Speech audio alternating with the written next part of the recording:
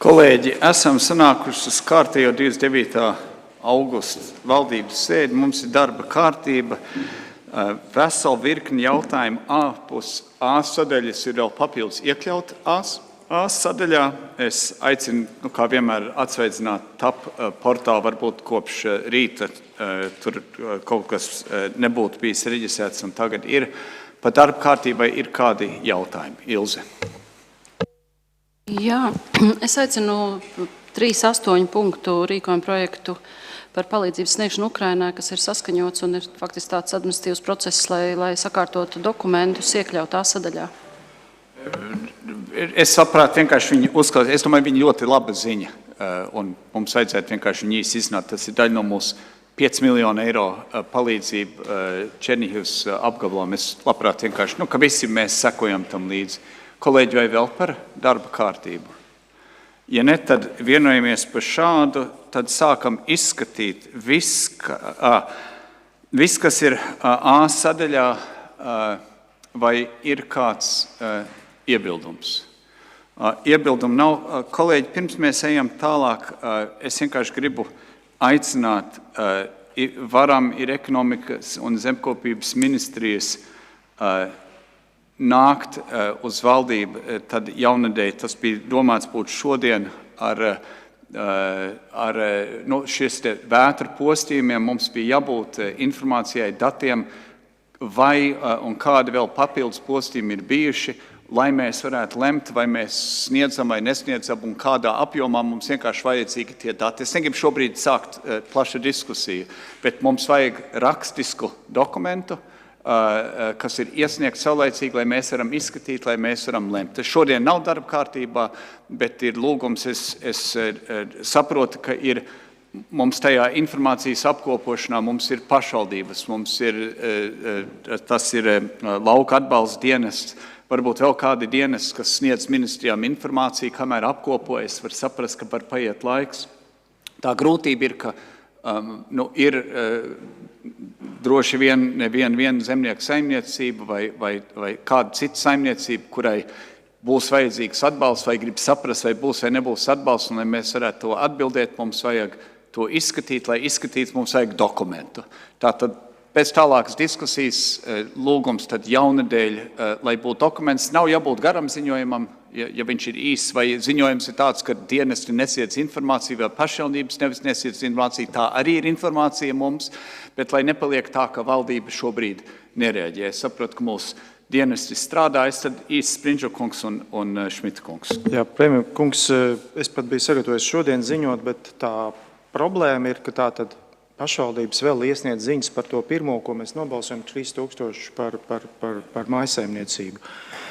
Bet ir virkne gadījumu, kurus nesad šis te nobalsotais risinājums, tātad, kas ir lauksaimnieku jumti, un tātad tie nodarījumi ir daudzos 10 000 vērti. Un tad šeit ir jautājums pēc būtības, vai mēs meklējam kādu risinājumu vai nē, vai viņš ir kompensācijas rakstura vai aizdevuma rakstura vai kāda cita. Un tātad par to ir būtība.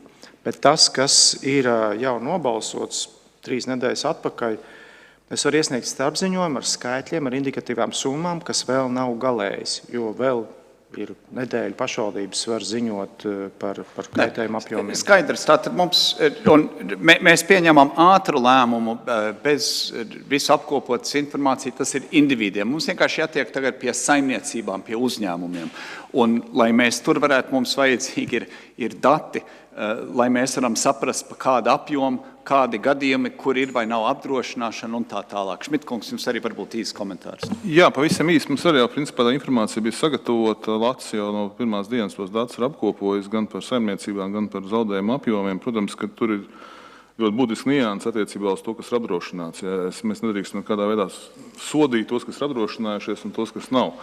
Paralēli mēs esam jau palaiduši arī projektu, šo te fondu projektu, kas ir ieguldījuma materiāls aktīvos, kas paredz šo te saimniecisko ēku jumtu seguma atjaunošanas iespējas un tam līdzīgi. Tas jau procesā, mēs negaidījām rezolūcijas. Un lielais ziņojums par visām, par Eiropas Savienības finansēm, par visām lauksaimniecības sekām mums bija plānots 12. septembra. Paldies. Skaidrs. Tātad galvenā ziņa ir, ka nav tā, ka valdība nearēģē. Es sadzirdu, ka lauka atbalsta dienas strādā un kad jau tur programmas tiek izstrādātas. Man vienīgi svarīgi saprast, vai mums jau būs vai nebūs nepieciešams kāds kopīgs valdības lēmums, vai mums pietiks ar visām esošām struktūrām un naudām, kas tur ir paredzēts. Tas jau tas, kas mums ir jāpieliek punkts tam. Tātad nākamnedēļ izskatīsim, vienkārši vajag iesniegt dokumentu, un tad balstoties uz tā mēs varam lemt vai pieņemt zināšanai, ja tur nav tālāk centralizēts lēmums nepieņemams. Kolēģi, tad A sadaļas jautājumi pieņemt, mēs nonākam līdz 3. sadaļai. Pirmie 4 jautājumi ir kopā saistīti, un A sadaļā faktiski mēs jau vien arī 5. esam jau pieņēmuši. Šie ir tiesību akti, kas saistās ar pārēju uz latviešu valodas apmācību un dažādu kategoriju un stāvokļu pedagogu samaksu par šo. Varbūt, Čakas kundze, ja mēs varētu visus 4 izskatīt kopā un tad diskusiju kopā lūdzu. Jā, es salikšu kopā, kā šie noteikumi iet. Tātad šobrīd pirmais ir tas 3.1 un 3.4, uzreiz vienā blokā, un 3.2, 3.3 būs par interešu izglītību, bet es izstāstīšu pilnīgi visu vienotā blokā, un tad, ja ir kādi jautājumi, arī labprāt atbildēšu. Tātad šogad mūsu tāds politiski, es pat teiktu, viens no grūtākajiem jautājumiem ir vienotās skolas izveide, kas sākas 1. septembrī, un darbs to veicot ir jau noticis visu gadu, bet šobrīd mēs ieejam fināla fāzē, lai uzsāktu tātad gala fāzi šai pārējai uz vienoto skolu, kas nozīmē, ka pirmskola 1., 4. un 7. klase uzsāk mācības latviešu valodā. Pavasarī rīkojām kahatonu, lai noskaidrotu kopā ar dažādu jomu speciālistiem, kā vislabāk realizēt šo projektu. Un tās būtiskās lietas, ko atzīmēja nozare un arī eksperti, balstoties arī uz starptautisko pieredzi, ka ir svarīgi, ka bērniem ir individualizēts atbalsts, un, lai to realizētu, ir nepieciešams tātad pedagogu palīgi, pagarinātā dienas grupa, jo ļoti daudz bērnu nāk no ģimenēm, kur bāzes valoda ir mazākumtautību valoda, un vai logopēda atbalsts. Tādēļ arī izveidoti un ietekmē no 3-4 punkta, kas ir rīkojums par līdzekļiem neparedzēto gadījumu novirzīšanu 1,694039 eiro, tātad 1,6 miljonu eiro novirzīšanu šīm mērķim, tātad, lai atbalstītu skolas un pirmskolas ar pedagogu palīgiem, pagarināto dienas grupu un logopēdiem. Tas, kas ļoti svarīgi šajos 2 noteikumos, kur šī finanšu līdzekļi tiek iedalīti, tātad noteikumi 477, kas runā par speciālo izglītību, un noteikumi 376, kas runā par kārtību, kādā aprēķina sadala valsts budžeta mērķdotāciju pedagogu darba samaksai pašvaldībā, vispārējā izglītības iestādēs un valsts augstskolu vispārējās vidējās izglītības iestādēs. Atšķirībā no citas finanšu dotācijas, šī nauda sekos konkrēti bērnam. Tas nozīmē, ka balstoties uz iepriekšējā gadā mazākumtautību plūsmā esošajiem bērniem, šī nauda seko uz to iestādi, kur šie bērni mācās, un skatoties uz klases lielumu vai bērnu daudzumu, tātad tiek novirzīts, kā jau es teicu, pedagogu palīgam, pagarinātai dienas grupai vai logopēdam. Šo izvēli izdara kopā tātad skolā, bet tas, ar ko mēs papildinājām protokolu, ka izglītības ministrija seko līdz, kā šis finansējums tiek realizēts un kādā veidā tas tiešām nonāk līdz katram bērnam. Tā ir viena sadaļa par finansējumu. Otra būtiskā sadaļa ir, mēs runājam par interešu izglītību, kas arī tātad ir definēts, ka bērni no mazākumtautībām var savu nacionālo valodu, vēsturi un kultūru apgūt papildus interešu izglītībā, tad tam no iekšējiem resursiem tiek pārvirzīti 57 000, un papildus tam ir arī noteikts, tātad tie ir noteikumi 382, kas nosaka interešu izglītības programmu finansēšanas kārtību, kur mēs novirzam šos 57 000. Un papildus tam tātad arī tika izstrādāti vadlīnijas vai noteikumi par mazākumtautību valodas un kultūra vēstures interešu izglītības programmas paraugu un tās īstenošanas vadlīnijām, skaidri nosakot, ka ne vairāk kā 3 stundas nedēļā interešu izglītībā to var realizēt, lai arī nepārslogotu bērnus un vienlaikus iedzīvinātu mazākumtautību tradīcijas un radoši iesaistītu arī Latvijas kultūra vides daudzveidībā.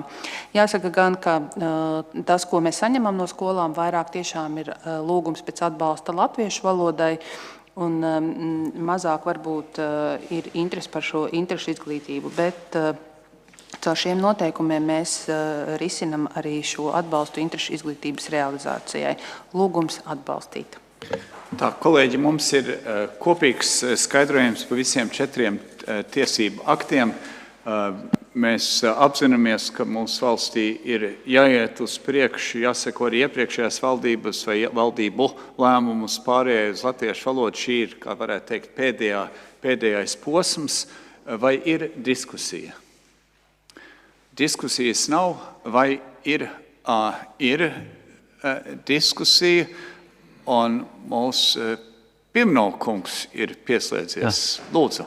Tieši tā, paldies, ka sniedzat man iespēju uzrunāt cienījamo valdību. Tik tiešām es gribētu, varbūt, lai šie tie notiekumu projektu tiktu izskatīti atsevišķi, bet, lai mums ir pieņemts to apkopot un pieņemt varbūt arī vienīgo un pareizo lēmumu, tomēr es arī varētu arī runāt uzreiz par visiem tiem iebildumiem, kuru biedrība, kuru es tagad pārstāvu, un proti Latvijas Krievu mācību valodas skolu atbalsta asociācijā ir iesniegusi publiskas apspriešanas etapā un pēc tam arī saskaņošanas posmos. Pirmkārt, mēs uzskatām, ka projekts, vismaz tas, kas aprakstā vadlīnijas un programmas paraugu, es runāju par interešu izglītību,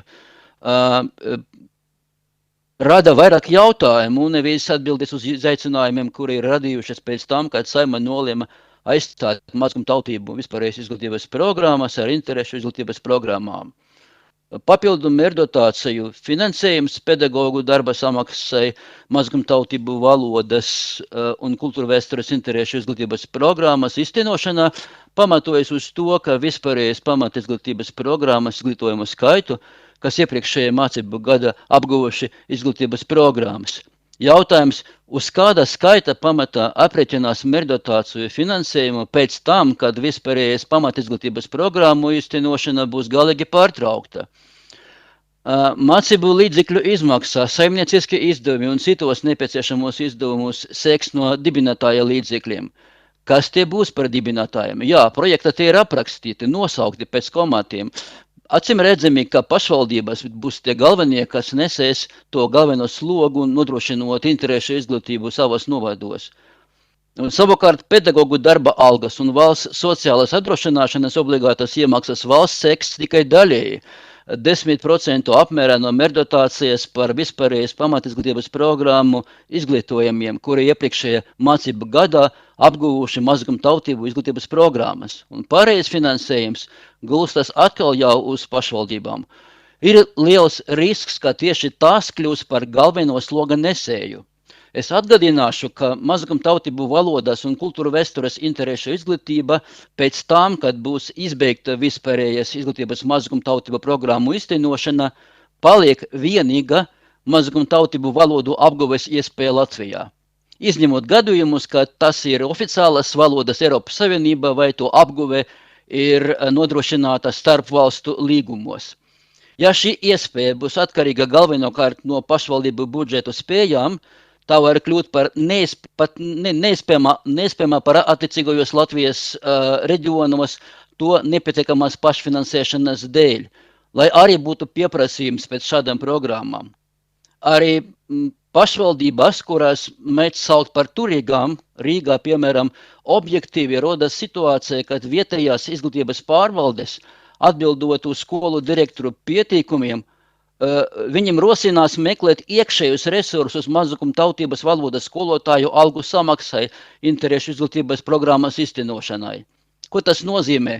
Ka direktors nokļūst izvēles priekšā, pārtraukt jau esošās programmas, nu, piemēram, skolas kori, sporta sekciju, bales, dējas studiju, vai sākt mazākumtautību valodas nodarbības. Tikmēr Latvija ir apņemusies pildīt vispārējas konvencijas par nacionālo minoritāšu aizsardzību prasības.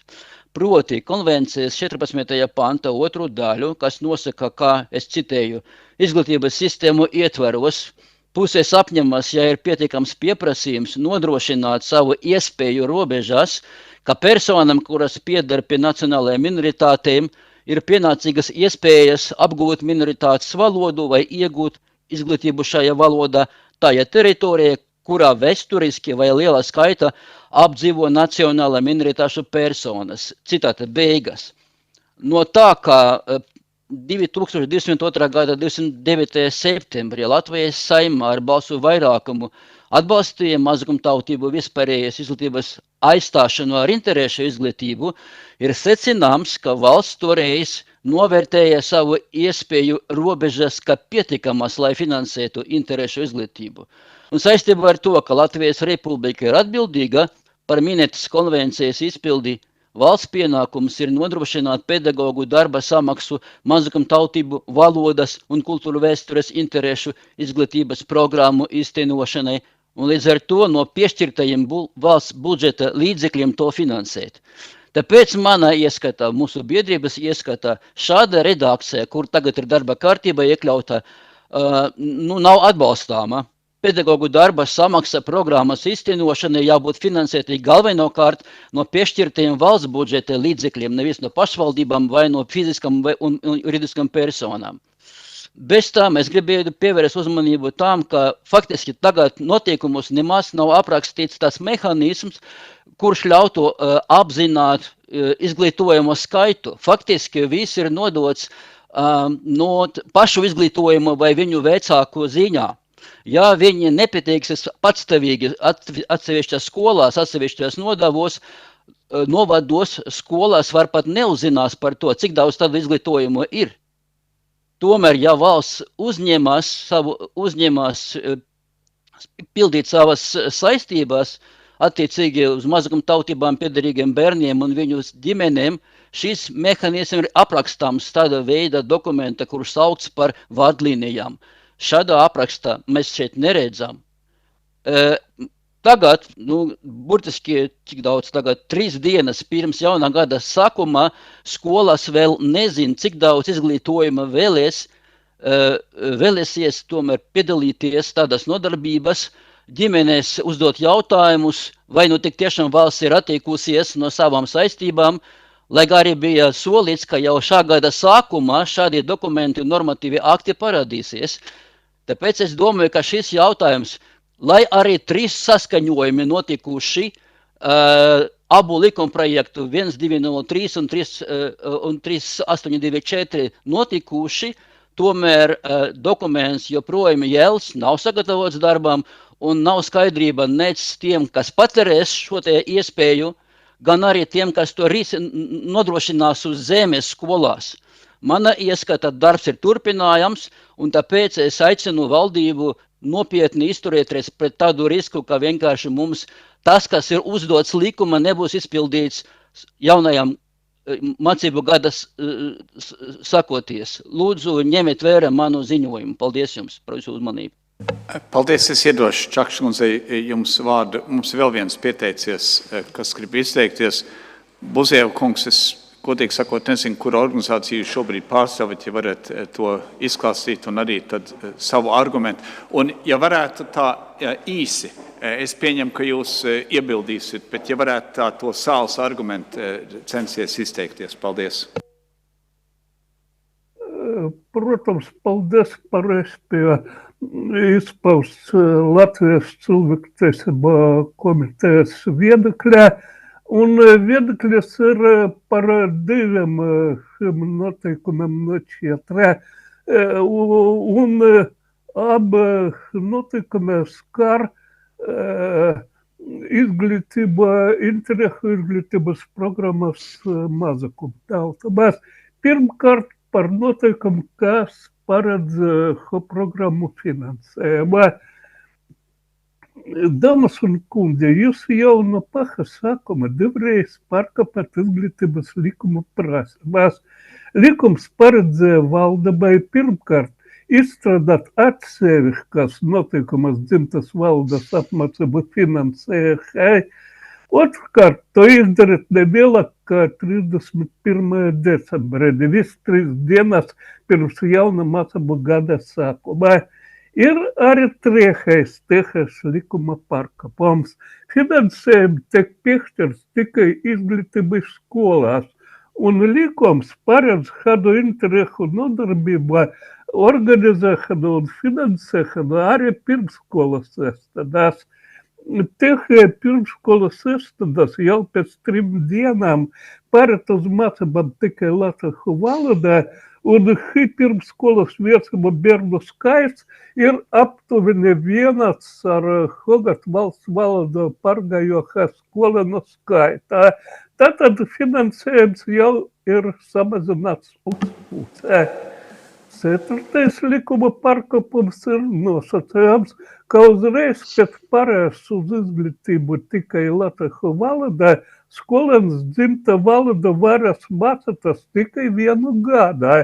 Nevis visas 9 pamatskolas klasās, kā to nosaka likums. Attiecīgi finansējums samazināts vēl 9 reizes. Un visbeidzot, noteikumi ir balstīti uz drosmīgu pieņēmumu, ka tikai katrs 5. skolēns no mazākumtautībām izvēlēsies interešu programmā.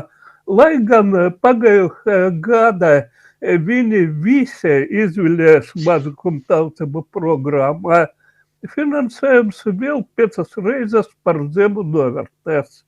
Kopumā finansējums ir 90 reizes nenovērtēts salīdzinājumā ar reālā vajadzību līmenī, kas paredz likums.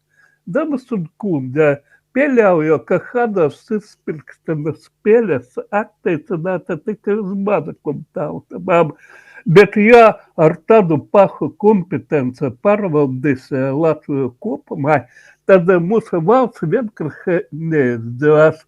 Paldies par pirmo jautājumu un par otru vēl īsāk. Tas skar noteikumus par izglītības interešu izcināšanu un izglītības programmu pāraudām. Pirmkārt, apšaubāma ir tēze, ka programmas var ilgt ne vairāk kā 3 stundas nedēļā. Salīdzinājumam latviešu bērni dzimta valodā apgūst 6 stundas nedēļā. Ar 3 stundām nepārprotami nepietiek, lai apgūtu valodu un kultūru. Eiropā šādu pretendentu ir ļoti maz, un te visi izraisa asu starptautisku organizāciju kritiku. Kā piemēru var minēt Krievijā, kur tikai 3 stundas nedēļā ir paredzētas maza tautu valodas apguvēji, kuram pat nav savas rakstu valodas. Ko nevairāk kā 3, es, kā Rīgas domas deputāts, redzu, ka nepieņemama iejaukšanās pašvaldības lietās, kurai uzticēts organizēt šīs interešu programmas.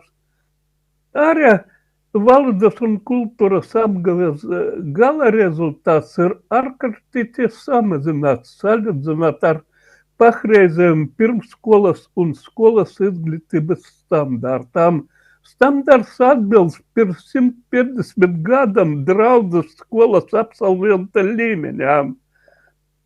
Tomēr 3 dienas pirms jauna mācību gada sākumā šāda noteikumi ir labāki nekā nekādā.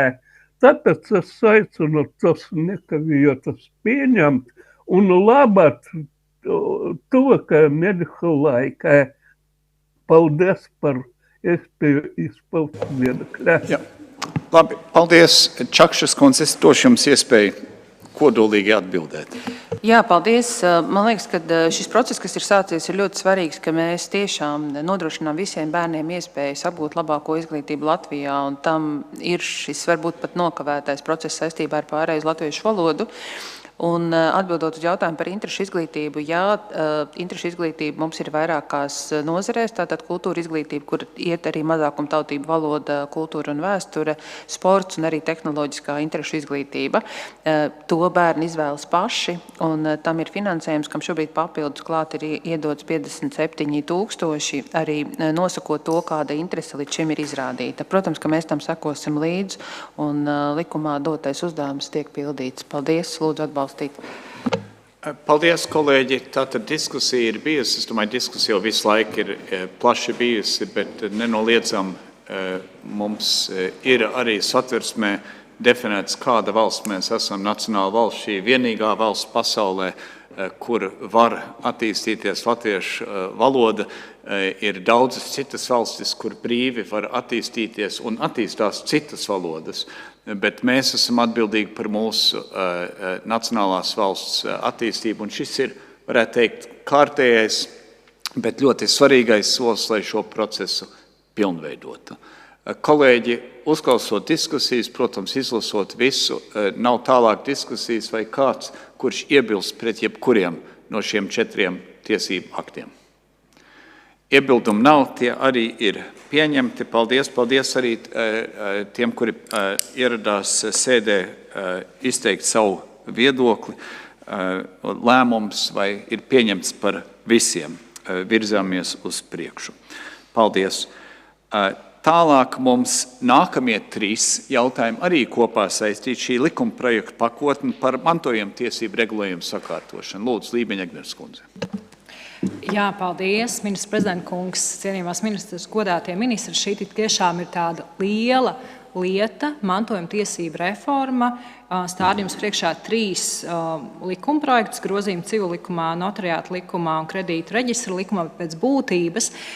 Tas ir tāds ilgāks laika posms, kur Tieslietu ministrija jau sākot ar 2017. gadu ir apzinājuši, ka kopš mēs esam mantojuma tiesības jau sākotnēji civil likuma regulējumā 30. gados pagājušajā gadsimtā, gan arī 90. gados pēc tam, kad atguvām neatkarību un atjaunojām civil tiesības pilnā apjomā, tā kā šeit ieviesuši pēc būtības ir reformējama un esam apzinājuši tās lielākās lietas, gan problēmas praksē, gan arī teorijā. Un galvenais jaunievedums ir, ka ir jāierobežo mantinieka atbildība, jo šobrīd mantojums paredz, ka tiek mantotas gan tiesības, gan saistības, līdz ar to arī mantojuma masas apmērs var būtiski pārsniegt to, ko mantinieks iegūst, un sākotnēji tas pat nav apzināms un zināms, respektīvi mantinieks piesakoties uz mantojumu, arī var iespējams riskē, ka viņš mantojot no savas esošās rocības var ļoti daudz ko atdot, jo kreditori var pieteikties ilgākā laika posmā, un tas sākotnēji nav pēc būtības zināms. Un tas gan tiesu praksē ir vairāk kārt pierādījies, ka mums šādu reformu ir nepieciešams īstenot, gan arī tas, ka mantojumiem cilvēki nepiesakās, mums ir salīdzinoši daudz bezmantnieku mantas, kur arī ar valsts resursiem vēlāk ir tie nepieciešamība to apzināt un reģistrēt. Tāpēc šie 3 likumi tie ir ļoti skrupulozi vērtēti, veidoti 2 posmos, sākotnēji tāds teorētisks, zinātnisks darbs par to, kas nepieciešams, un pēc tam arī ļoti ilga saskaņošana no 21. līdz 23. gadam ar visām iespējamajām institūcijām. Protams, ka ir kaut kādas lietas, par kurām ir dažādi redzējumi vēl joprojām, un visticamāk arī šodien sēdē tie izskanēs, bet šie ir likumprojekti, kur ir virzāmi uz Saeimu pilnam likumdošanas procesam 3 lasījumos, līdz ar to arī nav bažu par to, ka visi jautājumi vēl joprojām var tikt uzklausīti un izdiskutēti. Kā jau teicu, tās galvenās novitātes mantinieku ierobežota atbildība, tāpat arī tiek noteikts process, kā un kādos termiņos mantiniekam ir jāpieņem mantojums, tiek precizēta kreditoru pretenziju pieteikšanas kārtība, regulējums attiecībā uz mantojuma aizgādnību laika posmā, kamēr mantojumu pilnībā pieņem, un arī attiecībā uz mantojuma dalīšanu. Un es lūgtu valsts sekretāra vietnieci Smiltēnas kundze varbūt ar tādu īsu konspektīvu prezentāciju, jo tā tomēr ir liela reforma arī iepazīstināt šeit ministra kabineta sēdē. Tāpat ir arī klāt Zanda Stara, kura pārstāv civiltiesību departamentu. Lūdzu, kolēģis. Jā, paldies. Labdien, godātie ministra kabineta locekļi. Es ceru, ka jūs šobrīd jau redzat prezentāciju, kuras ievadu ministrs kundze jau veica. Tātad reforma sastāv no 3 likumprojektiem. Un, kā ministri jau minēja, tad pēdējo 30 gadu laikā mantojuma reformā šī ir pirmā lielākā tāda regulējuma pārskatīšana, lai gan civil likums ir izteikti konservatīva nozare, arī šajā nozarē mums ejot laikam uz priekšu ir jārisina dažādi praktiski jautājumi, un šī reformas ietvaros, kā es tālāk minējuši, dažādas šādas lietas arī tiek atrisinātas. Reformas pamatā ir mantojuma tiesību daļas pētījums, un pie priekšlikumiem, kurus šodien mēs stādām jums priekšā, ir strādājuši tātad mūsu labākie akadēmiskie mācību spēki, kas specializējas mantojuma tiesībās, arī augstākās tiesas senatori, tā kā tie ir visi tie lietpratēji, kas mums Latvijā mantojuma tiesībās ir bijuši iesaistīti šīs te reformas izstrādē un arī skaņošanā. Minējuši tikai 4 galvenās lietas, kas ir mantojuma reformā, un galvenā novitāte, kā jau minēts, ir tā saucamā inventāra tiesības ieviešana, kas nozīmē, ka mantinieks pieņemot mantojumu neriskē piemaksāt par nomirušā radinieka parādiem no savas kabatas. Šobrīd bieži vien konstatēts, ka cilvēki, lai gan faktiski pieņem mantojumu, turpina dzīvot, teiksim, nekustamajā īpašumā, lietot lietas, bet nesteidz nokārtot dokumentus un nesteidz saņemt mantošanas apliecību. Tā rezultātā faktiski arī zemes grāmatā un visos pārējos publiskajos reģistros mums joprojām mantas pieder personām, kas ir mirušas, un šie te jaunie faktiski mantinieki nesteidz nemaz sakārtot dokumentus un uzreģistrēt šis īpašums uz savu vārdu, un tādējādi ir apgriezt īpašums civiltiesiskajā apritē, jo viņiem nav skaidra līdz galam tā mantošanas procedūra, un iespējams viņi arī baidās riskēt ar to, ka šeit var uzrasties kādi iepriekš neapzināti kreditori. Lūk, tad šobrīd mantojuma sistēmā galvenais princips, kas ir ieviesis, tas, ka mantojums pats norēķinās mantojuma masa par saviem parādiem, un mantinieks tātad neriskē no savas kabatas sekt iepriekš mantojuma astāja parādus.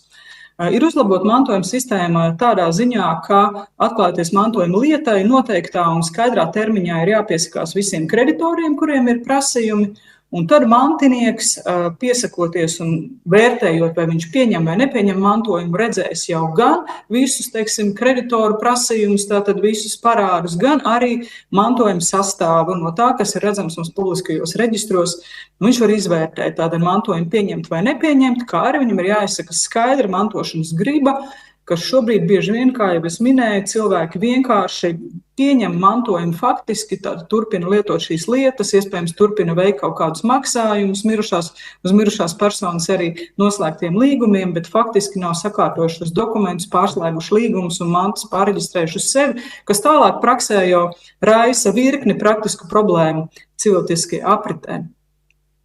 Un tāpat mazliet uzlabojam arī konstatētās problēmas mantojuma dalīšanā, jo šobrīd, piemēram, ja bankā ir palikuši naudas līdzekļi, un viņi netiek sadalīti starp, piemēram, 3 mantiniekiem reālās daļās, tad visiem mantiniekiem kopā ar pasēm un mantošanas apliecību jāiet uz banku, un tad jāmēģina jau tālāk šo te naudu sadalīt. Šajā gadījumā tad atvietojums lietas, kā, piemēram, naudas līdzekļus kontā, varēs sadalīt jau uzreiz pie notāra kopā ar mantošanas lietu. Tāpat šajā reformā ir vēl dažādi sīkumi, kas kopumā uzlabos un padarīs skaidrāku šo mantošanas reformu. Projekti ir saskaņoti ar visām iesaistītām institūcijām, izņemot Latvijas pašvaldību savienību, ar kuru mums ir palicis vēl viens neatrisināts jautājums. Es domāju, Latvijas pašvaldību savienība tūlīt arī to pieteiks, bet es tātad iezīmēšu jau lietas būtību par to, kas ir strīdīgais jautājums. Un strīdīgais jautājums ir civillikuma 707. pants, kura pašreizējā redakcija, jūs redzat, saka, ka kreditoriem ir jāgriežās ar saviem prasījumiem pie mantinieka, mantiniekam tie prasījumi ir jāapmierina. Ja naudas nepietiek, viņš piemaksā parādus no saviem līdzekļiem. Šobrīd tā kārtība ir tāda, ka mantiniekam neviens nevar izsakot, kādā kārtībā viņš apmierina kādus kreditorus. Vai cilvēks no sākuma samaksā telefona rēķinu un interneta rēķinu, jo viņam tas ir praktiski daudz svarīgāk, vai viņš samaksā parādus kaimiņam, kas nekur nav reģistrēti, vai viņš tiešām norēķinās par nodokļu parādiem, vai maksā par hipotēku, vai kādām citām saistībām, kas ir publiski kaut kur reģistrētas. Tas, ko mēs piedāvājam projektā, piedāvātā redakcija ir tāda, ka mantiniekam turpmāk ir jāņem vērā, ka daļa kreditoru tomēr ir prioritāri par citiem. Un šajā prioritāro kreditoru lokā ietilpst divas kategorijas, tātad tie ir nodokļu prasījumi un tie ir nodrošinātie kreditori. Tas nozīmē, ka tajā brīdī, kad mantinieks ir pieņēmis mantinieku un viņam ir jānorēķinās ar visiem kreditoriem, kas viņam ir pieteikušies, viņam pirmām kārtām ir jānorēķinās ar šo te privileģēto kreditoru grupu, tad nodokļu prasījumi un nodrošinātie kreditori. Ja manta pēc tam paliek pāri, viņš norēķinās ar pārējiem prasītājiem. Ja manta nepaliek pāri, un šobrīd praksē tie ir ārkārtīgi reti gadījumi, ka tā mantojuma vērtība ir mazāka nekā uzkrātie parādi, tādā gadījumā visu kreditoru prasījumu proporcionāli, tad procentuāli tiek samazināti tā, lai visiem varētu vienlīdzīgās proporcijās sekt no mantojuma šos te parādus. Un šī tad arī ir tā domstarpība mums ar Latvijas pašvaldības savienību, jo Latvijas pašvaldības savienība labprāt redzētu, ka nodrošinātie kreditori neiet vienā kārtā ar nodokļu prasījumiem, bet nodrošinātie kreditori ir otrajā kārtā. Savukārt mēs uzskatām, ka šis būtu labs kompromiss un vienīgais saprātīgais kompromiss starp prasījumiem absolūti apmierināmiem un absolūti nodrošinātiem prasījumiem publisko tiesību nodaļā, kas ir nodokļi kā visprioritārākie, un absolūti nodrošināti un absolūti apmierināti prasījumi civiltiesību jomā, kas ir nodrošināti kreditoru prasījumi, ka mēs viņus saliekam vienā grozā un neveidojam šeit nekādu hierarhiju. Tātad tas ir īsumā no mums pieteikta problēmas būtība, bet es saprotu, ka šobrīd arī Latvijas pašvaldības savienība gribētu komentēt šo jautājumu. Jā, paldies. Vienkārši gribu atgādināt, ka šis ir likuma projekta pakotne, ko, ja mēs pieņemam, viņš iet uz 3 lasījumiem Saeimā. Mums nav visās detaļās. Šilteres kundze, ja es varu lūgt jums tā īsi pateikt, es saprotu, jums tur kaut kas neapmierina, lai mēs kabinetā saprastu, un tam mums ir lemšana faktiski šodien virzīt vai nevirzīt. Viņš no 17. gada ir tapis, un mums vienkārši jāmēģina virzīties uz priekšā, tad, ja varētu tā kodolīgi pateikt jūsu, es pieņemu iebildumu. Jā, mūsu iebildums, klausoties arī Smiltānas kundzes īstenībā šobrīd sapratu, ka tomēr mūsu iebildums pēc būtības nav izprasts. Gribu vērst uzmanību, ka mūsu iebildums ir praktiski identisks ar tiesību aktu portālā esošo Finanšu ministrijas atzinumā minēto iebildumu, un tā būtība ir saglabāt nodokļu prioritāti, jeb neizjaukt. Un tas ir, protams, jūsu lemšanā, vai jūs šo nodokļu prioritāti šajā likumprojektā neizjauciet, bet tā ir vispārīga, un acīm redzot, varbūt Tieslietu ministrija tiešām nodokļu jomā ir netik šī izpratne. Problēmas būtība slēpjās tajā, kā arī Tieslietu ministres kundze minēja, šī reforma maina to, ka mantinieks nemanto visus parādus, bet viņš atbild par mantojumu tikai mantojuma masas apmērā. Un līdz ar to tieši tāpēc šajā jomā ir jāsaglabā šī nodokļu prioritāte, jo tātad gadījumos, kad mantojuma masa piemēram, būs mazāka nekā hipotekārā kredīta parāds un, piemēram, nekustamā īpašuma nodoklis, un tādas situācijas var būt, tad sāks darboties likumprojektā esošā jaunā 707. panta 3. teikums, kas pasaka, ka tātad šīs hipotekārais kredīts un nekustamā īpašuma nodoklis tiek vienlīdzīgi, jeb kā Smiltānas kundze teica, proporcionāli samaksāt. Tātad, ja mantojuma masa būs mazāka par šo 2, piemēram, hipotekārā kredīta summu, atlikušo maksājumu un nekustamā īpašuma nodokli, tad nekustamā īpašuma nodoklis netiks samaksāts pilnā apmērā, bet nekustamā īpašuma nodokļa parāda apjoms daļu saņems arī hipotekārais kreditors. Mūsu ieskatā tas ir nepieļaujami uz budžeta rēķina paredzēt, ka tātad hipotekārie kreditori iegūs. Vēlreiz uzsveru, tas ir jautājums tikai par to, tajā gadījumā, ja šī mantojuma masa būs mazāka par šo divu parādu kopsumu. Mūsuprāt, arī ministra kabinetā prestižs būtu jāaizstāv un uz Saeimu jānosūta likumprojekts, kur šajā 707. panta 3. teikumā tiktu grozīts un tiktu izteikts mūsu lūgtajā redakcijā, ka vispirms, tātad brīvprātīgi, vispirms sadzot uz mantu gulstošo nodokļu prasījumus un pēc tam nodrošināto kreditoru prasījumus. Gribu uzsvērt, ka mantiniekiem šī norma izmaiņa neko neietekmē, tā ietekmē to, kā šīs mantojuma masa, ja viņi ir mazāka par šo hipotekārā kredīta un nekustamā īpašuma nodokļu vai citu nodokļu kopsumu, kā viņi sadalās starp budžetu un hipotekārajiem, jeb nodrošinātiem kreditoriem. Labi, paldies. Visās jomās nodokļi ir prioritāri. Jā, saprotams, tātad pašvaldības cīnās, lai viņi būtu pirmā tajā sarakstā, un tas ir, kas ir laikam 5 gadus gājuši šajā diskusijā, kurš tu būs prioritāri. Kolēģi, mēs šodien neizrunāsim visas detaļas. Es vēl iedošu vārdu Biruls kundzei no Delnas, un tad vēl pāris ministru, un tad noslēguma vārdu Lībņa Egnes kundzei. Paldies jums par doto vārdu. Mēs arī šoreiz atbalstām Latvijas pašvaldības savienības teikto, jo mums arī nav izprotams, kāpēc nodokļi šoreiz nav prioritāte, jo šajā gadījumā, kad mēs runājam par to sadalījumu nodokļu un kredītiestādes, būtu saprotams, ka nodokļiem būtu jābūt prioritātei, jo nodokļi pēc tam veido to naudu, kas tiek iztērēta dažādām sabiedrības vajadzībām.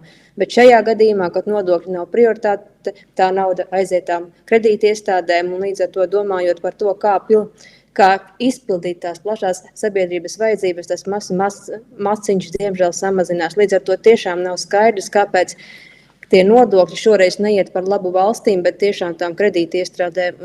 Un tas īsti arī nav saprotams un izsekojams no tiem argumentiem, ko ir minēja arī Tieslietu ministrija. Un tad mēs arī uzstājam, ka šis Latvijas pašvaldības savienības aicinājums un pašvaldības savienības piedāvātā redakcija būtu valstiskāka un sabiedrības interesēm atbilstošāka. Tas arī viss. Paldies. Paldies, saprotams arguments. Kolēģi, izrādās mantojuma tiesības valdībā, ka alkohola aprits Saeimā katram tagad ir viedoklis. Tātad ir daudzi pieteikušies. Finanšu ministrs bija, Lībņa Egnes, es varbūt iedošu pēc tam, lai viss izskās. Finanšu ministrs, kultūras ministrs, ekonomikas ministrs, zemkopības ministrs, KEM ministrs tādā secībā. Šis brīnišķīgi, cienījamie kolēģi, tas, ko mēs redzam to procesu, ir Tieslietu ministrija ir sagatavojusi reformu, kas ir ilgstoši strādāt, ir 5 gadi laikam, es varu piemint to. Tālāk ir, protams, detalizācija, bet tas, ko mēs dzirdam, tā ir klasiska parlamentārā debata, ja, kurā tad ņemās un tad komisijas ar to strādā un virza, un tur ir politisko partiju dažādi viedokļi un tā tālāk. Un šis nav tiešām valdības līmeņa jautājums. Es aicinu vienkārši nobalsot par to, ka mēs sadodam šo te reformu parlamentam, un parlamentā noteikti būs garas, ilgas debatas. Ceru, ka ne 5 gadus tiks ātrāk galā, bet valdībā es aicinātu respektēt valdības darblaiku un ātrāk virzīties priekš. Paldies. Paldies. Nākamais bija kultūras ministrs. Jā, paldies par iespēju. Man nav viedokļa, es gribētu izmantot iespēju un uzdot izzinošu jautājumu Tieslietu ministrei. Proti, es saklausīju šī un pilnīgi piekrītu, ka šie grozījumi civil likumā atvieglos šo situāciju, padarīs skaidrāk piesakoties mantojumam vai ne, un tāpat jūs minējāt, ka ļoti daudzi šo neskadrību dēļ nepiesākās mantojumam. Ja es pareizi saprotu, ir kaut kādi zināmi termiņi, lai pieteiktos uz mantojumu, vai ir plānots mainīt arī kādus termiņus, jo pieņemsim teorētiski zīmēt situāciju, ja kāds šobrīd šo neskadrību dēļ nav pieteicies šim mantojumam, un pēc tam, ka šie grozījumi tiek pieņemti šeit, un pēc tam Saeimā, tanī mirklī viņš būtu gatavs pieteikties, bet tad jau tas termiņš ir izticējis. Vai ir jums kāds plāns arī mainīt kaut kāds termiņš šajā sakarā? Paldies. Vai viss jautājums? Lūdzu, ekonomikas ministri. Jā, man gan nav jautājums, vairāk ir aicinājums. Reforma noteikti ir jāatbalsta un process jāsakārto, bet es arī atverot šo te izziņas sadaļu redzu, ka arī Finanšu ministrija ir iebildusi tieši par šo pašu punktu un pantu un atsauksies arī uz Satversmes tiesas 2012. gada 3. februāra spriedumu, kas tieši runā par šo te nodokļu prioritizēšanu dažādos, kā saka, procesos, gadījumā arī šajā te mantojuma procesā, un es aicinātu tad Finanšu ministriju arī Saeimā turpināt pastāvēt uz savu iebildumu un tomēr rūpēties par nodokļiem pirms nodrošināto kreditoru prasījumu, ja ir nepietiekoši mantojuma masa, lai sektu visus maksājumus. Paldies. Paldies, Šmita kungs. Un tad... Jā, pavisam īsi apsveicam, ka tas beidzot ir izkustējies un šajā valdība aizgājis un iet uz Saeimu. Te es Arvalonu piekrist, mums šeit nav 3 lasījumi, ja? Mums ir viens. Tā kā konceptuāls, domāju, tur labas lietas virzam un ļaujam Saeimai izdarīt savu darbu. Paldies. Un Kem ministrs, lūdzu. Paldies. Mēs esam diskusijā, kura diezgan ir tiesībās ideoloģiski pielādēta. Tas ir jautājums par to, kas ir prioritizējams nodokļi vai lietu tiesības, kuras ir, protams, hipotēka. Es pieļauju, ka šī debata turpināsies parlamentā, tā ir taisnība. Es tikai gribu kolēģiem varbūt atgādināt, ka hipotēka, piemēram, Vācijā tiek vispār ņemta ārā un ir pirmajā kārtā apmierināma, jo tas pēc būtības ir jautājums par tiesiskās aprites stabilitāti, ko nodrošina lietu tiesības un hipotēkas. Attiecībā uz nodokļiem te man ir jāatzīst, ka pašvaldībām ir pietiekama iespēja strādāt ar nodokļu piedziņu, vēl brīdī, kad mantojums nav atklājies. Un tas ir arī katras pašvaldības pienākums, līdz ar to, manuprāt, šie riski ir mazi. Paldies! Tas ir interesants formulējums, tad, kad mantojums vēl nav atklājies, laikam mēs to sapratām. Tā, lūdzu, tad Lībiņa Edgars kundze, te var just, ka viņš ir tiešām tāds uzlādēts jautājums, ļoti daudz viedokļu vai emocijas varbūt. Jā. Tā, lūdzu. Es varbūt sākšu ar to iebildumu. Lai uzkrātu parādu, nekustamā īpašuma parādu lielāku par hipotēkas apjomu, tas nav radies ne gada, ne 2, ne 3 gadu laikā. Tas nozīmē, ka ilgstoši ir ļauts uzkrāt parādu, kur pēc būtības likumā šobrīd noteiktā procedūra ir tāda, ka izpildu dokuments pašvaldībai līdz 3 gadu procesā ir uzreiz nododams tiesu izpildītājiem. Mēs esam veidojuši sistēmu, ka pašvaldībai pat nav jādodas uz tiesu.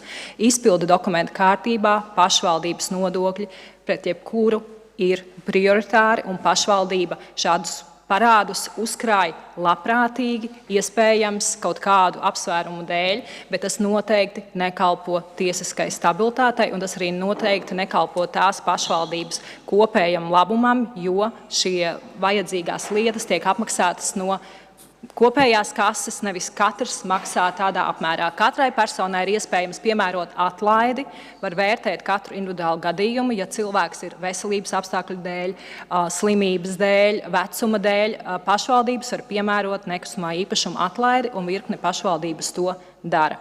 Otra lieta, ko es arī vēlos teikt, mēs pieņemot jebkuru likumprojektu, mēs skatāmies uz ekonomisko stabilitāti valstī kopumā, un ekonomisko stabilitāti valstī kopumā veido gan investīciju vide sekundāri, protams, un arī valsts budžeta vajadzības. Bet mums viņas ir jāskata kopsakarā, ja šobrīd šādas prioritātes attiecībā uz mantojuma atstāto mantu nav, tad šeit ar šo likumprojektu prioritāte ir abiem šiem prasījumiem, un ja tik tiešām situācija ir tāda, ka ar mantojuma masu nepietiek, tad to dala. Bet, kā jau es teicu, pašvaldība monitorē, cik tālu vispār šis nodokļu parāds uzkrājas, kāpēc šim nodokļu parādam vispār ir bijis iespēja uzkrāties, vai šai personai sociāla apsvēruma dēļ nav jāpiešķir atlaide un citi jautājumi. Protams, šī diskusija ir turpināma Saeimā, bet jāteic, ka Finanšu ministrija, debatējot šo ar Tieslietu ministriju, saskaņoja un vairs savu iebildumu neuzturēja. Tieši tādēļ, ka tiek skatīta valsts ekonomiskā stabilitāte kopumā. Mēs gribam, lai nekustamā īpašuma tirgus attīstās, lai būtu investīcijas, lai vispār būtu iespējas kreditēt nekustamo īpašumu, lai cilvēkiem tas būtu pieejams un pieejams par samērīgu samaksu. Un, manuprāt, tas ir tas, kas mums šeit valstī ir jāturpina uzturēt. Līdz ar to es tiešām lūdzu atbalstīt šo reformu, saprotot, un būsim arī gatavi, kā Tieslietu ministrija iet un debatēt Saeimas komisijā. Paldies, Šķilters kundze. Es jums minūti iedošu tā īsi pateikt vēl. Es vienkārši gribēju minēt, ka pašvaldības neuzkrāj nekustamā īpašuma nodokļu parādus, bet ir jautājums par hipotekāro kredītu kopapjomu, ko mēs nevaram ietekmēt. Un tāpēc ir šis jautājums. Un šobrīd spēkā esošais regulējums nodokļi tiek sekti vispirms. Paldies! Jā, paldies. Tik tiešām, kolēģi, ir tāds veselīgi arī saprotama debata, bet drīzāk piekritīgi Saeimas komisijā nekā ministra kabinetā. Bet, kolēģi, mums ir faktiski 3 izvēles. Nevirzīt, virzīt vai virzīt grozīt. Virzīt, grozīt šeit skaidrs nav vienprātības. Tātad es ierosinu, ka mēs šo atbalstam šo 3 likuma pakotni nodošanu Saeimā. Ieraksti no šīs sēdes publiski viņi ir, un, protams, es domāju, ka tur vēl izskanēs šādi un varbūt vēl kādi argumenti Saeimas 3 lasījumos. Kolēģi, vai ir kāds iebildums, ka mēs atbalstam tā, kā ir iesniegts, virzīt uz Saimu 3 lasījumos šo likumprojektu pakotni? Iebildumu nav. Paldies visiem, kas ir iesaistīti. Neticami, cik ilgi tas ir prasījis, bet šī debata jau parāda vienu no iemesliem, kāpēc tas ir prasījis ilgu laiku. Tāds pilns konsensus aizvien nav un iespējams būs grūti panākt, un viņš būs arī Saeimā balsojums ar par un pret. Paldies. 8. pēdējais šajā sadaļā. Šis ir no ekonomikas ministrijas Černihivas pašvaldības atbalsts. Ja es pareizi atminos, mums ir 5 miljonu eiro nozīmēts budžetā. Šis ir nozīmīga daļa no šī kopīgā atbalsta. Lūdzu, Indriksons kundze. Jā, šis rīkojuma projekts saistās ar to, ka, lai nodotu Černihivas pilsētai projektā paredzētās un ziedojumam noteiktās preces un tās vajadzības, ir jāsaņem ministru kabineta lēmums šo preču nodošanai, un tas arī ir saistīts ar muitas procedūrām un piegādi, jo tāpat arī ir paredzēts ar šajā rīkojumā atļaut ekonomikas ministrijai samaksāt transporta izdevumus, kas ir ārpus, varētu teikt, šiem te precēm, bet šī izdevuma būs jāsadz. Faktiski šis rīkojums un process tiek sakārtots, lai varētu nodrošināt šī atbalsta nogādi tieši Ukrainā.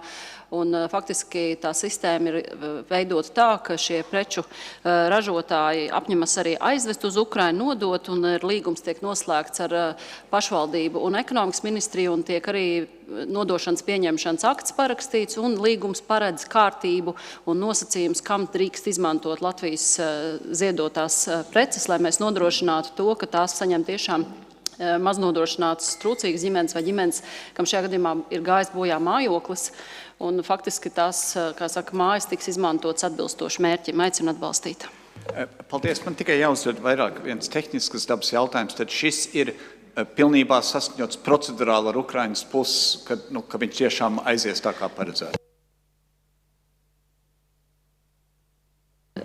Ir saskaņots, kādi soļi tiks veikti gan no mūsu puses, gan no Ukrainas puses, lai jau šogad gada nogalē tiktu veiksmīgi nogādāts, uzstādīts viss, kas ir paredzēts.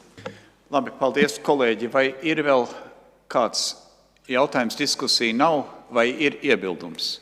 Iebildumu nav, paldies, tas ir pieņemts, un šis ir tik kārtējais mūsu valdības atbalsts Ukrainai, un arī jāatzīmē, ka mūsu sabiedrība turpina visādos veidos arī ārpus valdības nevalstiskais sektors atbalstīt Ukrainus un Ukrainu, un mēs visi to turpināsim darīt, par to mūsu draugi Ukrainā var nešaubīties.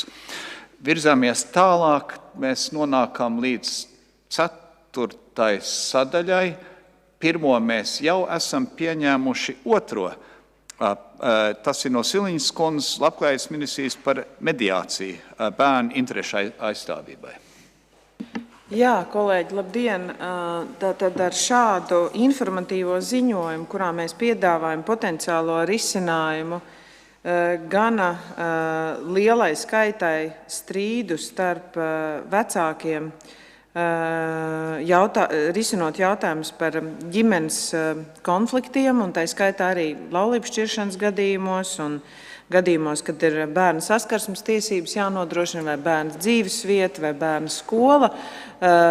Tiesas un bāriņtiesas saņem ļoti daudz iesniegumu, un arī pat pēc tiesvedības procesa nereti šīs tiesības netiek nodrošināts. Un mēs esam gan diskutējuši gan ar ekspertiem, gan iesaistītajām potenciālām bāriņtiesu un tiesas pārstāvjiem, ko šajos gadījumos mums darīt, jo pats galvenais būtu tomēr nodrošināt bērnam vislabākās intereses, lai viņš netiktu šādos strīdos ievilkts un viņš pēc iespējas mazāk ciest un vecāki tomēr spētu daudz maz adekvāti atrast veidu, kā sarunāties un vienoties par bērnam tagad risināmām būtiskām lietām.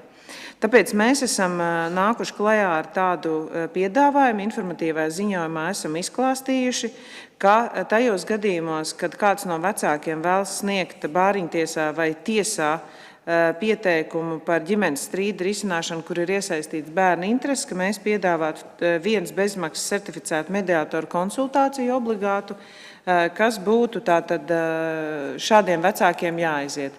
Ja viņi vēlētos turpināt mediāciju, tad šobrīd arī no 22. gada Tieslietu ministrija nodrošina trūcīgām un maznodrošinātām personām 7 stundu mediāciju bez maksas katru 60 minūtes. Protams, ir arī par maksu šādu mediāciju iespējams turpināt. Bet mēs uzskatām, ka šāda viena iespēja vai individuāla konsultācija vai pāra konsultācija varētu palīdzēt atrisināt arī šos strīdus, kuros ir iesaistīti bērni, jo no tās pieredzes, ko Tieslietu ministrija programma īsteno par mediāciju, 2/3 gadījumu faktiski puses ir atradušas vienošanos un strīds ir izbeidzies, un tātad tas ir rezultējies pozitīvā veidā, kad puses nav griežušās tālāk tiesā vai bāriņtiesā. Līdz ar to mēs piedāvājam arī apmaksāt šādas konsultācijas no valsts un lūdzam papildus finansējumu Tieslietu ministrijai. Šis gan iznāk tāds sadarbības modelis mums ar Tieslietu ministriju, bet, manuprāt, tas nav būtiski, kam mēs pieprasītu to finansējumu. Tas jau noteikti būtu budžeta procesā. Bet mēs arī vēlētos tātad pēc tam virzīt grozījumus bāriņtiesu likumā un civilprocesu likumā, nosakot prasību par šādu certificētu mediātoru konsultācijas apmeklējumu. Tātad pirms prasības celšanas tiesā vai pirms vēršanās bāriņtiesā ar bērnu interesēm saistītu ģimenes strīdu risināšanai.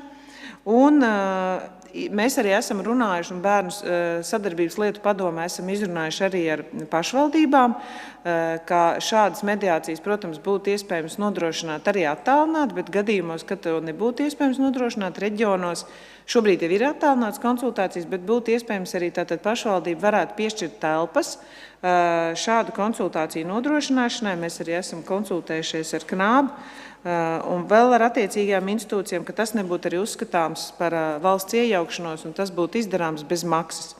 Līdz ar to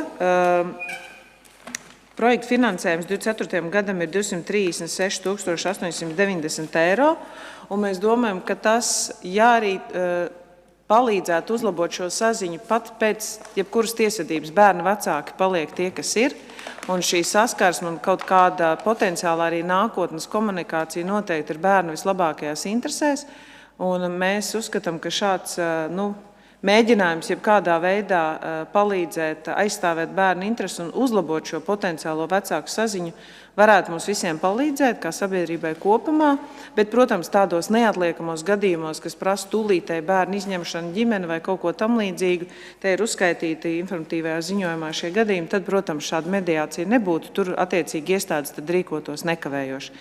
Tāpēc es aicinu jūs atbalstīt šādu informatīvo ziņojumu, kur rezultātā arī varētu būt tālāk attiecīgi grozījumi likumā ar Finanšu ministriju, Tieslietu ministriju, Varam ministriju un Pašvaldības savienību ziņojums ir saskaņots un arī bērnu sadarbības lietu padomē mēs šo esam izskatījuši. Lūdzu, atbalstīt.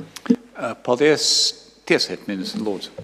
Jā, paldies. Es tiešām gribu izteikt pateicību Labklājības ministrijai tieši par šo konkrēto programmu, un mēs esam piedalījušies un atbalstījuši šo programmu un arī citas, jo ārpus tiesas strīdu izšķiršana ir ļoti svarīga.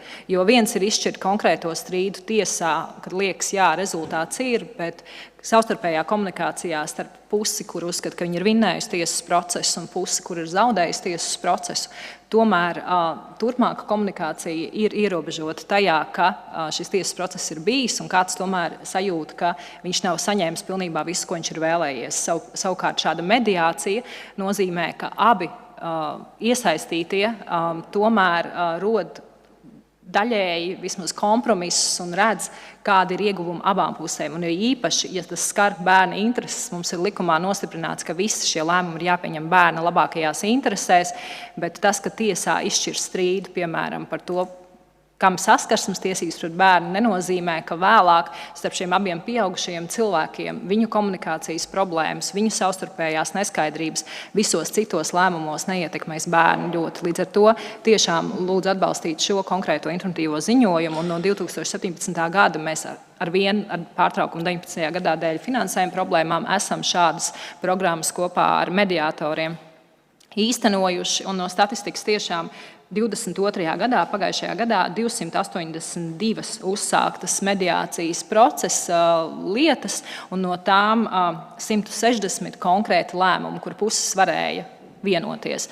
Ja viņi visi būtu gājuši tiesā, tad, protams, ka attiecībā uz bērnu iespējams tās sekas būtu grūtākas. Līdz ar to tiešām es ceru, ka mēs nākotnē kā sabiedrība varēsim augt un bērns nepaliks ķilnieku lomā, un mēs kā valsts tikai varēsim vairāk veicināt un arī varbūt finansiāli atbalstīt tos vecākus, kur ir spējīgi vienoties, nevis bērni kā ķilnieki izmantot savu savstarpējo attiecību risināšanā tiesas ceļā. Atbalstam šo ziņojumu. Paldies, kolēģi. Vēl kāds gribētu izteikties? Nav arī, protams, atbalstāms. Kolēģi, vai ir iebildumi? Iebildumu nav. Tas arī ir pieņemts. Trešais šajā sadaļā no veselības ministras Meņģelsons kundze par vaivaru būvniecību. Lūdzu. Jā, paldies, premjerkungs.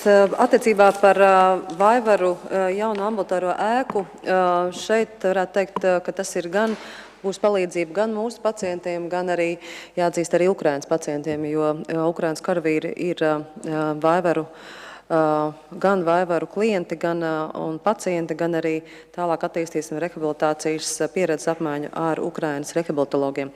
Bet kopumā ēka, jaunais ambulatorās ēkas ideja ir ārkārtīgi svarīga, lai mēs paplašinātu pakalpojumu klāstu un arī pieejamību vienkārši, jo droši vien ļoti daudz zina, cik ilgi jāgaida rindās ir attiecībā, lai nokļūtu gan stacionārā, gan arī pie speciālista. Tāpēc šeit ir aprēķināts, kādā veidā mēs šo varētu uzlabot un kādus jaunus pakalpojumus arī ievies, lai ātrāk un modernāk un mūsdienīgāk varētu izmeklēt pacientus un tālāk viņus atgriezt dzīvē. Pamatā mēs esam skatījušies tieši no šī aspekta, kā atgriezt darbspēju, kā atgriezt cilvēkus savās ikdienas gaitās, kādā veidā samazināt B lapas, slimības lapas dienu skaitu, un tas viss šeit ir aprēķinos iekšā. Šis informatīvais ziņojums ir arī saskaņots ar un izstrādāts kopā ar Labklājības ministriju, jo skaidrs, ka Labklājības ministrijai šeit ir arī ļoti liela daļa, tie ir tehniskie palīga līdzekļi, un tad attiecīgi šajās telpās varēs to daudz labāk organizēt, un cilvēkiem būs daudz lielāka pieeja tieši pašiem gan ir tā saucamā ortoprotezēšanas centrs, kur uzmēra un pielaiko, un attiecīgi šobrīd tās telpas galīgi nav piemērotas tam. Lai gan uzglabātu tālāk jau tehniskos līdzekļus un arī izsniegtu. Šobrīd mums ir tiešām daudz. Kaudzu? Jā.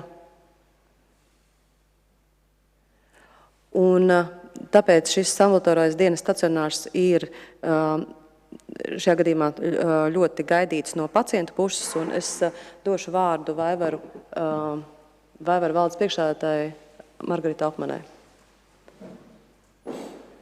Es sapratu vienkārši, lai neizzinātos, te ir runa par vienu augstu gatavības projektu, kas nav, bija domāts pabeigt, un mums vienkārši vajag pagarināt to termiņu. Teiksim, nevis iedziļināties, varbūt vai vaivar ir vai nav svarīgi. Es domāju, ka tas nav jautājums par augstu gatavības projektu, bet jūs varbūt varat tad īsi paskaidrot situāciju. Jā, tas ir augsts gatavības projekts tieši tam. Jā, labdien! Margarita Epermane, valdes priekšsēdētāja Vaivaru. Es varu uzlikt prezentāciju, bet fakts ir tāds, ka, protams, šī ambulatorā ēka tā doma ir sākotnēji jau ar 21. gadu, bet šobrīd mums ir svarīgi, lai mums ir šis pagarinājums, respektīvi šis 24. gada vidus, lai mēs varētu arī šo ambulatoro ēku pabeigt un attiecīgi nodrošināt šo pieejamību arī pacientiem. Kāpēc ir svarīgi? Tas iemesls ir tāpēc, protams, ir tas ortozēšanas, protezēšanas centrs, kas mums ir šobrīd atrodas Vēsmas ielā, kas ir absolūti nepieejams varbūt arī pat pacientiem un arī darbiniekiem tā nav atbilstoša labbūtībai. Un otrs ir, protams, šī ambulatorās un tajā skaitā dienas stacionāra paplašināšanas nepieciešamība un tādā veidā jau veidot integrētu veselības aprūpi. Jā, laikam tas jautājums nav tas, vai tas vajadzīgs. Vienkārši te prasa pagarinājumu, kas ir bijis par iemeslu, kāpēc viņš nav pabeigts laikā, ja viņš bija augstgatavības projekts. Pieņemu, ka viņš ir labs projekts, par to nav šaubu. Tātad tas iemesls ir bijis tādēļ, kad pagājuši gadu sākoties šeit ģeopolitiskai situācijai bija nepieciešamība mainīt šo arī siltuma apgādes veidu, un līdz ar ko tas nozīmē to, ka ir jāpagarina arī projektēšanas termiņš, jo skaidrs, ka uz to brīdi dabasgāzes apsilde nebūtu ekonomiski pamatota, un tādā veidā šis projektēšanas termiņš bija pagarināms, un pēc tam jau, protams, diemžēl, tā noslēgtā līguma ar SIA būvkori nebija turpināma, ņemot vērā viņu šo arī finansiālo stāvokli un iespēju šo līgumu izpildīt. Skaidrs. Tas ir, varētu teikt, saprotām notikumu virkni. Kolēģi, vai jautājumi vai diskusijas par šo? Vai ir iebildumi? Iebildumu nav. Paldies. To mēs arī pieņemam. Paldies par ļoti kodolīgo ziņojumu. 5. sadaļu mēs jau esam izskatījuši. Kolēģi, mēs pie 6. sadaļas pēdējā atklātās vietas daļā mēs pie 3 Eiropas jautājumiem. Pirmie 2, secīgi iesim pirmais no Vitsenberga Jāņa. Te ir pozīcija par kuģu karogiem. Lūdzu, Jāni. Jā, tad šeit ir šodien dienas kārtībā 4 nacionālās pozīcijas par priekšlikumiem direktīvās. Un pa vidu pēc 2 pozīcijām ir Šmits ar savu pozīciju, un pēc tam mēs esam slēgtajā daļā par 2 pārējām. Ja? Un tad šeit ir runa par priekšlikumiem, konkrētām direktīvām, un šajā gadījumā tad šis priekšlikums šajā direktīvā, kas Eiropas Savienības līmenī reglamentē karogu valstī piemērojamo noteikumu izpildu, lai nodrošinātu, ka kuģi, kas kuģo ar Eiropas Savienības dalību valstu karogiem atbilstoši visām drošības un piesārņojuma novēršanas prasībām. Ja, tā kā priekšlikums paredz grozīt direktīvas projektu, lai to saskaņot ar starptautiskajiem noteikumiem, un vienlaikus priekšlikums ietver saskaņotāku pārbaužu līmeņu nodrošināšanu un konsekventu pārbaužu organizācijas uzraudzību. Tā skaitā paredzot ciešāku sadarbību starp attiecīgajām valstu iestādēm un plašāku digitālo risinājumu ieviešanu. Un, no mūsu puses mēs esam skeptiski par direktīvas projektu piedāvājumu šādā tieši redakcijā, ja, un uzskatām, ka tas varētu radīt jaunas administratīvos slogus, papildus birokrātiskās prasības, un savu pozīciju esam saskaņojuši gan ar ārlietu ministriju, ekonomikas ministrijas, finanšu, vides aizsardzības un reģionālās attīstības ministriju, kā arī ar nozares asociācijām. Tā kā aicinu atbalstīt mūsu pozīciju. Kolēģi, diskusija jautājumi? Nav. Iebildumu? Arī nav. Paldies, tas ir pieņemts. Otrais, Jāni, turpinam ostas valsts kontroli šajā. Jā, tad arī šis jautājums ir par jūrlietām, un spēkā esošā direktīva par ostas valsts kontroli reglamentē ostas valsts kontrolas inspekcijas Eiropas Savienības līmenī. Amatpersonas pārbauda ārvalstu karogu kuģis savas valsts ostā, lai pārliecinātos, ka kuģa stāvoklis un aprīkojums, kā arī darbinieku kvalitāte, kompetence atbilst starptautisko konvenciju prasībām un piemērojamiem tiesību aktiem, tādējādi nodrošinot jūras vides aizsardzību un kuģošanas drošību. Un šī priekšlikuma mērķis ir saskaņot direktīvu ar Parīzes saprašanās memorandu par ostas valsts kontroli. Un šo priekšlikumu Latvija kopumā vērtē pozitīvu. Un arī šis ir saskaņots ar citām ministrijām un nozares asociācijām. Lūdzu atbalstīt. Kolēģi, diskusiju izvilksim. Vairs ne. Iebildumus arī ne. Paldies, tas ir pieņemts. Un pēdējais šajā sadaļā Šmita kungs 3.5. septembris. Jā, Spāņi stājūtu mīl neformālās sanāksmes. Šī ir Spānijas vidienē, es to pilsētu vairs neatceros, bet kā viņi, Spānijas zemgala kaut kur, tā teiksim. Un diskusijas, es jūs tiešām nekavēšu gari, tas ir diskusijas temats galvenais ir jaunās tehnoloģijas ilgspējīgākai un noturīgākai lauksaimniecībai. Izpratnē iet runa par to, kā ieviest, sakarā ar zaļo kursu un tā tālāk, un arī cilvēku skaita pieaugumu un nepieciešami pēc pārtikas, arvien jaunas tehnoloģijas, arvien jaunus miglotājus, kas tur selektīvi jau ir šobrīd tādi nāk ārā, kas, piemēram, braucot pa lauku, fiksē katru konkrēto nezāli un miglo tikai viņu. Šis viss, bet tas process nepātrina. Tas reizē arī samazina auga aizsardzības līdzekļu lietošanu tam līdzīgi, un tā galvenā debata ir skaidrs, ka tas viss notiek tāpatās, un Eiropas Savienība tur iet par priekšu, bet kā šīs tehnoloģijas padarīt, izpratnē, kā šo visu ieviesot, tā skaitā fondus lietojot, radīt vidi, kurā nevis tie, kam šādas tehnoloģijas ir pieejamākas finansiāli un zinātnes attīstības ziņā, apsteidz citus strauji, bet kā šīs tehnoloģijas, tā skaitā pētījumi un dažādas citas lietas ir pieejamas visiem dalību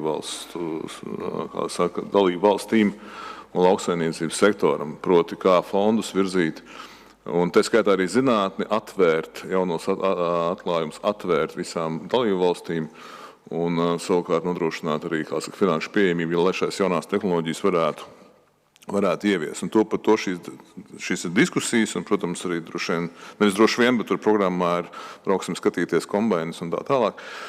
Skaidrs, ka Latvijas nostāja ir diezgan vienkārši, ka mēs atbalstam visu un rosinam kādus finanšu instrumentus mums, kas droši vien neesam šo tehnoloģiju izstrādātāju šobrīd, lai šie jaunākie zinātniskie atklājumi būtu pieejami visiem, ieskaitot mūsu. Pavisam vienkārši. Paldies. Absolūti saprotam. Kolēģi, diskusija, nav iebildumu, nav nepārsteidz. Paldies, tas arī ir pieņemts. Līdz ar to, kolēģi, atklātās sēdes daļa beidzās. Paldies visiem, kuri bijuši klāt atklātā sēdes daļā. Mēs pēc pārtraukuma turpināsim slēgto sēdes sadaļu.